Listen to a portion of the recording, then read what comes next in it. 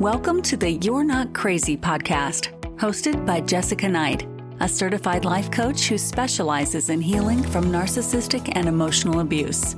This podcast is intended to help you identify manipulative and abusive behavior, set boundaries with yourself and others, and heal the relationship with yourself so you can learn to love in a healthy way.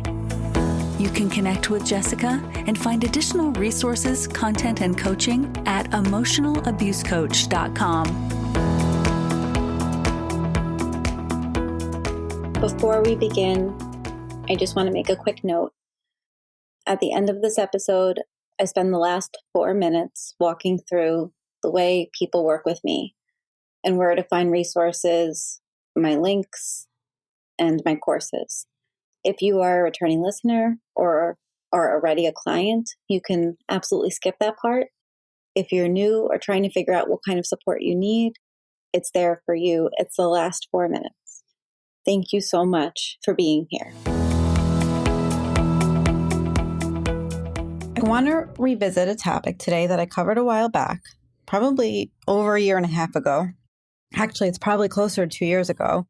And it's one of the most listened to episodes that I've done. And it's about borderline personality disorder and how it shows up in romantic relationships. And I'm coming back to this one because not only have I learned more and worked with a lot more clients in the past 2 years and did my own processing about what I went through, I think the conversation deserves more depth. And I also believe that a lot of people are experiencing very similar struggles in relationships with people with BPD. So before I go anywhere, just a reminder, before you comment or send me hate mail, I'm not a therapist. I don't pretend to be. I will be at one point, but today, at the time of recording, I'm not. I am a coach. I have been life coaching for 15 years, and I have training in coercive control, narcissistic abuse, cluster B personality dynamics, and all of my graduate work is in personality disorders. And eventually, that work is going to help me do additional work in not only family court systems and through the lens of coercive control, but also through understanding cluster B personality dynamics. And so before we go any further, I want to talk about what BPD is. BPD is part of the DSM-5, which is basically the diagnostic criteria for what qualifies somebody as being borderline. And so it sits in the same cluster B as narcissistic personality disorder, histrionic personality disorder, and antisocial personality disorder. And just like narcissism, when it's undiagnosed or unmanaged, it can create relationships that leave the other person really questioning their own reality. BPD is not a moral failing. The people who have it in most cases experienced profound relational trauma early in life. Their nervous system somehow learned to protect itself in ways that now create patterns that are incredibly painful for them and for the people they're in relationship with. That doesn't make the behavior okay, and it doesn't mean that you stay with something or stay in something that isn't right for you. It doesn't mean you have to keep absorbing it, but it matters for understanding what you're actually dealing with. BPD is defined as a pervasive pattern of instability in interpersonal relationships, self-image, and affect, combined with marked impulsivity. There are 9 diagnostic criteria, and a person needs to meet 5 of the 9 to be considered BPD. So 2 people can both have BPD diagnosis and look very differently from one another. And the same is true for narcissism, and any clinical diagnosis. And so the 9 criteria include frantic efforts to avoid real or imagined abandonment, a pattern of unstable and intense interpersonal relationships, unstable self-image or sense of self, impulsivity in areas that are quite self-damaging, recurrent suicidal behavior or self-harm, and extreme emotional reactivity, mood shift in hours, not days. There's a chronic feeling of emptiness, intense anger that's really hard to control, and a lot of stress-related paranoid ideation. And so a lot of times the paranoia comes out at times that it's almost like it's not like, oh, they're just paranoid about this. It's like, oh my God, they're so fixated on this thing that like there's literally no proof that that thing is leading to a bigger thing. In most romantic relationships, I see fear of abandonment really coming in, the idealization-devaluation cycle, and emotional dysregulation, because those three are kind of the engine of what my clients describe. And so I want to start with the cycle because it's where most people's stories begin. And it's the thing that's the most disorienting to live with if you're in a relationship with somebody with BPD. And when somebody with unmanaged BPD enters a romantic relationship, the beginning is often amazing. You feel seen, you are adored, you are the most perfect person they ever met. They text you constantly and want to be with you. And they say that it feels incredible. Like, I never thought I'd find someone like you. In my work, we also often call this love bombing. And that term is often associated with narcissism, but it shows up in BPD as well. And it feels exactly the same on the receiving end. The difference is the underlying mechanism of it. Because for a narcissist, the idealization is about supply. You reflect back their greatness. You make them feel valid. And for someone with BPD, the idealization is about hope. You're the person who's finally going to make their emptiness stop. You're the cure to all the problems. And that is an impossible position to be in. And you don't even know you're in it when it's going on.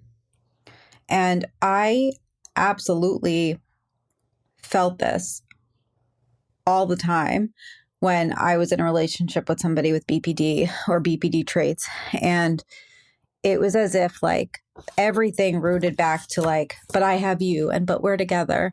And I didn't want that. Like I didn't even go into the relationship saying I wanted that. I didn't even give the impression that I wanted to be somebody's everything. I can't be somebody's everything. I don't want to be, honestly.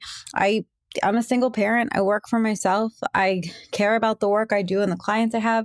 I have no desire to be like somebody's like internal validation system. I've always said I want a partner that's like interdependent, like that we have our own lives, and like our own passions and our own stuff, but there's areas where we like come together and that it works really well rather than being like dependent on each other or fully independent away from each other. I want some interdependency. I want to be able to rely on someone and that they rely on me, but that like neither of us are feeling consumed by the other person.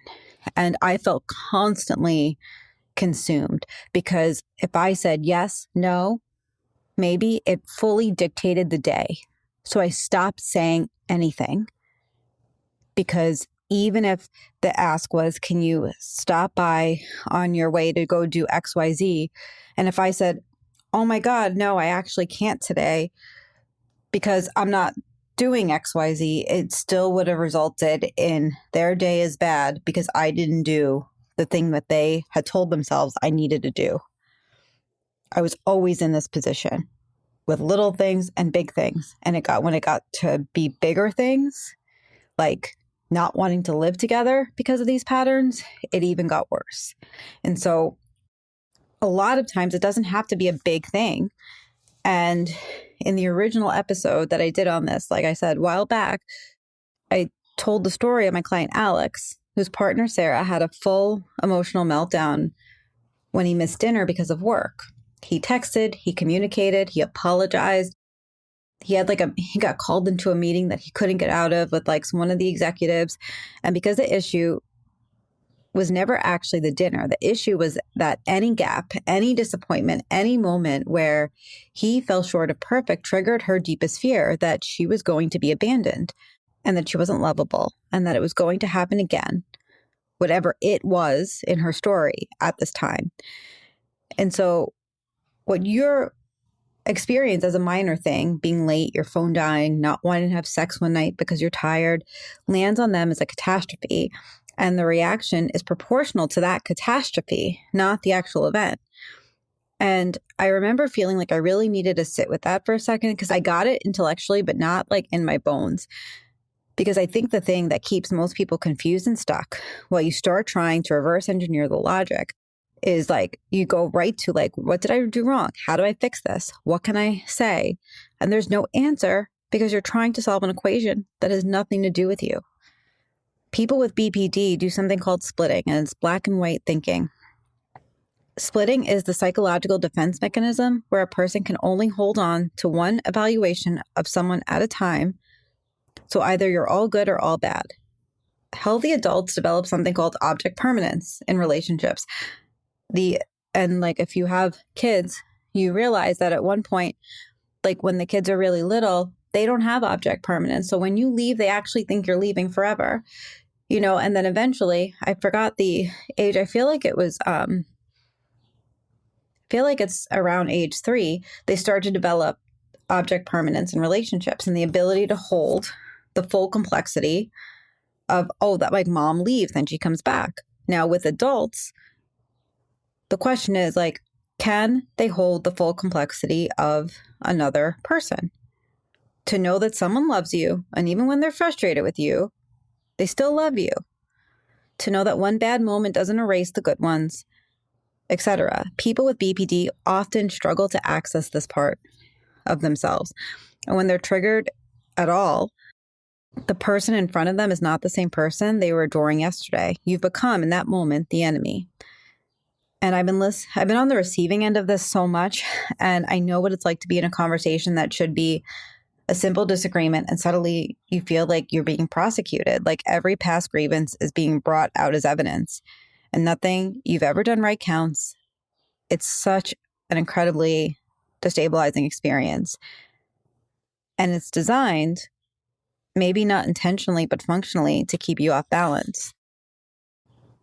I also shared this story in the other episode about a glue stick, where I asked my partner at the time if they had a glue stick in the house because my daughter needed it for a school project. I didn't have a glue stick. This was the middle of January, and I likely also didn't want to go out. I don't remember what the weather was, but I remember not being able to go out. And that question triggered a 40-minute argument about how I didn't care about his feelings. I still don't fully understand the logic, and that's probably the point. There is no logic. But his nervous system was trained to find the threat everywhere. And in that situation, I remember like I had responded to the question he had about like spending time together, which was what all he cared about. I answered the question. I actually offered a solution that singular day. I said, we're doing this. Why don't you do this with us after? He was so irate over like thinking I didn't respond, even though I did, that all he did was fight me about how I asked about a glue stick.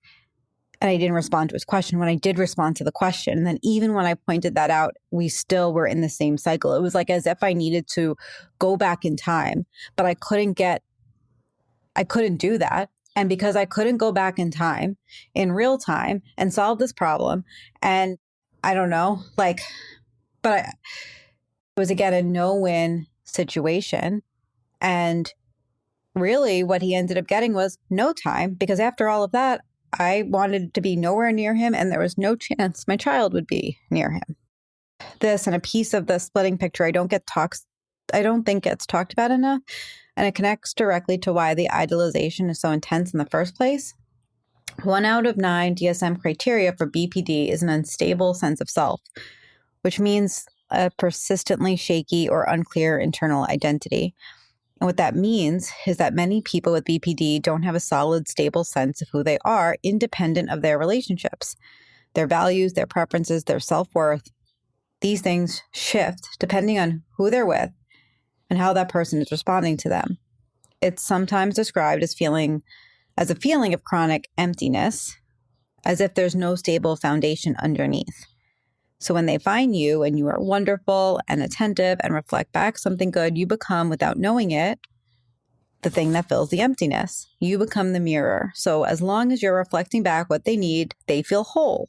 They feel like themselves. That's why idealization is so total in this sense. You're not just the partner, you're that container for their self-worth. And that's why any crack in that mirror Any moment where you don't show up perfectly is experienced as full annihilation, because it's not just that you're disappointed with them. It's that without that reflection, they don't know who they are, and that emptiness comes back. And that is terrifying, and they need to run away from that feeling as quickly as possible because they don't have the capacity to hold it. But I want you to think about that for a second if you've been in that dynamic, because you are not responsible for holding that for them. It explains something that probably confused you deeply in the past, why no amount of reassurance was ever enough, and why proving your love over and over and over still wasn't sufficient. It was never really about proof. It was about filling something in them that cannot be filled from the outside. Like there's no way you could have filled it. You just filled it momentarily. I want to go back to that abandonment piece more specifically, because I think it's the root to almost everything else and totally ties into what I just said. Research on BPD consistently points to early relational trauma as a factor. Not in every case, but in many. Childhood experiences of neglect, inconsistency, emotional unavailability, or outright abuse can wire a child's nervous system to be in constant state of threat when it comes to attachment. The message the nervous system absorbed was the people you need will hurt you, leave you, or fail you. You have to watch constantly. You have to monitor for signs. You have to react before the abandonment happens. What that looks like in adulthood is hypervigilance around the relationship, scanning for evidence that they're pulling away, reading tone and timing and the speed of your text replies. And when they find what they're looking for or what they perceive as confirmation, the reaction is not measured. It's survival level. One of my newer clients, not going to use her name, described her partner's response when she said she needed a night alone to decompress. He called her 17 times in 2 hours. He then showed up at her apartment. He accused her of cheating, of not loving him, of planning to leave. She was sitting on her couch in sweatpants trying to watch TV. That's not about a night alone. That's about every night alone he's ever experienced as a child that meant something was wrong, and his nervous system couldn't distinguish between my client needing space and the thing that he feared the most. And there's no reframe to change his behavior in that moment. Underlying all of this is what the research calls emotional dysregulation. And it's almost like the fuel of all of these patterns. I want to try and explain what that means, because we hear this get thrown around loosely, especially if you have kids in school systems. But emotional regulation is the ability to notice what you're feeling, tolerate the feeling without acting on it immediately, and bring yourself back to baseline.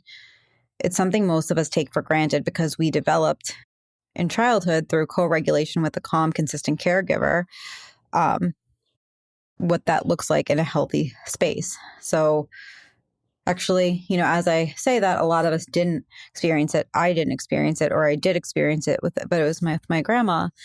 But if you think about what it's supposed to look like, it's supposed to, or the ideal of what it looks like, it's when you're scared, parent holds you, calms you down. Over time, you internalize that. You learn how to do that to yourself. You self-soothe. You know that you're safe. You can reach out for support when you need it. For many people with BPD, that co-regulation didn't happen consistently. So the internal toolkit for calming the nervous system is really underdeveloped.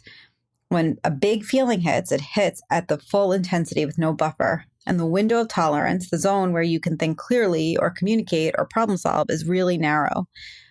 And what that means practically is that your partner is dysregulated and they are genuinely not capable in that moment of hearing you, taking new information, or accessing like any sort of rationality.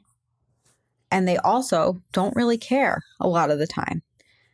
The reasoning part of their brain is offline. And so you're talking to someone whose survival brain is taken over. But if you ever try and tell them that, they will not hear it. And that's why nothing you say in these conversations land, and why apologies don't help. You can do everything right and still have it get worse. You are trying to have a rational conversation with someone whose nervous system is currently experiencing an emergency over nothing. When the idealization-devaluation cycle is ongoing, you're consistently on the receiving end of an emotional outburst, accusations, and moving goalpost of what will make them okay, that is a coercive dynamic. Whether or not there is conscious intent, I don't care. And I've gone on this podcast 3,000 times and ranted about impact and intent. Whether or not they would describe themselves as abusive isn't the problem. If they are being abusive, that is the problem. Because what happens to you in that environment is that you start organizing your life around not triggering them. You stop saying things, you stop having needs, you monitor your own behavior constantly for what might set them up, and you apologize for things that are not your fault. So you shrink and you fawn, which is a trauma response. That is the impact of coercive control, even when it comes from a place of pain rather than calculation. And I work with a lot of survivors of narcissistic abuse, and I want to be honest that the lived experience of being in a relationship with someone with BPD and being in a relationship with a narcissist can feel almost identical from the inside, because you are hypervigilant, you're walking on eggshells, you are constantly apologizing, you feel a loss of self, and the mechanism is different, but the impact on you is just as profound. And so how do you end a relationship with somebody with BPD? Ending it is not like a typical relationship. Ending a relationship with a narcissist tends to have a particular shape to it. There's often a cold discard or a final rage. With BPD. The ending is often agonizing in a different way because the person you fell in love with shows up again and again and again. In the devaluation phase, they couldn't see you. But the moment you begin to pull away, truly pull away, the idealization can come rushing back, and suddenly you're perfect again, and they're devastated and they're begging. They understand everything now. They're going to get help. This is the most important relationship of their life, and they can't lose it. And because you know somewhere inside of you that the pain they feel is real, and this is a human being in distress, it's incredibly hard for you to hold your ground. The guilt is enormous, especially if you share kids with them. And in my experience, when I ended the relationship, I referenced a few times this particular relationship on this podcast, and the grief I felt was unlike anything I experienced before. And it was also very complicated because part of what I grieved was the person I thought they were during the idealization phase. The relationship that could have been was what I was grieving. And I was grieving the version of them that existed in those early months before the pattern took over. And that grief was real and it was valid, but I didn't let myself see that at the time. And I also had to eventually understand that the person I was grieving was in part a projection, because idealization phase isn't just them putting you on a pedestal. It's also about them showing you a version of themselves that they can't actually sustain. And so when you're grieving part of a fantasy. And that's one of the most painful things to begin to come to terms with, is that that person was never really actually fully there. The practical reality of leaving is often that it cycles. You leave, they pull you back, you go back, the pattern reestablishes, you leave again, and then you feel like you're weak, but it's not weakness. It is trauma bonding playing out. Something that helps is honestly getting very clear on your reality before you try to leave. Documenting what's happening, having support system that knows the full picture, not just the best side, not just their side, but working with a coach or a therapist who understands coercive dynamics, and understanding that the ending is going to require you to grieve something that never fully existed, which is a particular kind of loss that most people around you don't understand. And I'm going to speak about this directly because I actually haven't heard it be spoken about directly yet. Not to say that others don't do it. I'm not saying that whatsoever, but I'm not going to sidestep it. And so people with BPD often threaten self-harm when you try and leave. This is a documented pattern in BPD relationships. When the abandonment fear is activated at its peak and someone leaving is at their peak, some people with BPD will threaten to hurt themselves as a response. And I want to be very clear with you about two things at once. First, the pain is real. And if you're scared and if they're making those threats, you do need to get the right support and you need to You do not need to be in a place of trying to figure out if this is serious or not. If they're saying words about self-harm, you need to take it seriously. When the abandonment fear that they have is at the peak and someone leaving is at the peak, some people with BPD will threaten to hurt themselves. And you really, really, really need to pay attention to that. If there is a genuine crisis, if their nervous system hit the wall, the threat is real and it's coming from a real place. But at the same time, it is not your responsibility to stay in the relationship that is killing you. That's not a relationship. That's a hostage. And staying because you're afraid of what they'll do is one of the most painful and exhausting ways a person can live. The appropriate response is to come up with a safety plan or an emergency plan and to call 911 if that was to happen. You can express care, you can call for help, but you can't make yourself a prisoner to this, especially because this tends to be quite reoccurring.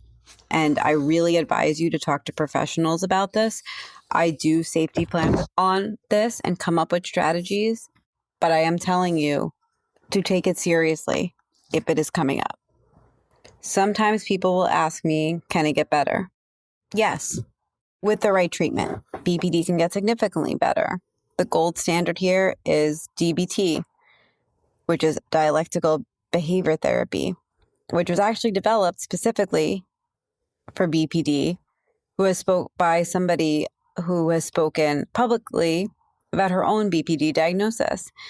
And so to give you context around that, BPD works in 4 skill areas: mindfulness, distress tolerance, emotional regulation, and interpersonal effectiveness. And they're exactly the skills that are underdeveloped in BPD. And research shows that sustained DBT, many people with BPD experience significant improvement to the point where they no longer meet the diagnostic criteria. But, and this is the critical but, like the big but, when somebody says something like, yeah, sure, but they have to want it. And they have to be willing to look at the pattern. And this is going to be extremely excruciating for them. And it's going to be painful. And it's going to take a long time. And it's going to take having to work on their brain every day and acknowledge the impact that they're having on people and the people they love and commit to the work. And that is not a given.